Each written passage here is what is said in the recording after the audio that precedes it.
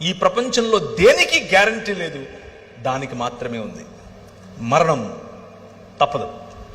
ప్రతి ఒక్కరికి, నీకైనా నాకైనా, మనకంటే ముందు పోయిన వారికైనా మన తరువాత పోయే వారికైనా మరణం తథ్యం.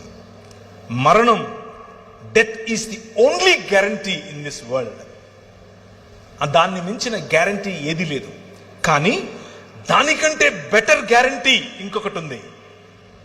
అదేమిటి అనంటే, మా నాయన తన శరీరాన్ని నాటి 3 దినములైన తర్వాత బయటకు తీసి అంటున్నాడు, మరణమా నీ ముల్లెక్కడా అని పిలుస్తున్నాడు. ఈ రాత్రి నేను మీకు ఇచ్చేటటువంటి వాగ్దానం, ఆయన చేస్తున్నటువంటి వాగ్దానం, ఈ నిబంధన యొక్క సారాంశం, 5 రకాలుగా నేను చేసిన నిబంధనల యొక్క సారాంశం ఏమిటో తెలుసా? పునరుత్థానం, రూపాంతరము యొక్క చరమగీతం పునరుత్థానం. ఎప్పటికీ వాడిపోయినటువంటి శరీరాలు. ఆయన అలా వస్తాడు.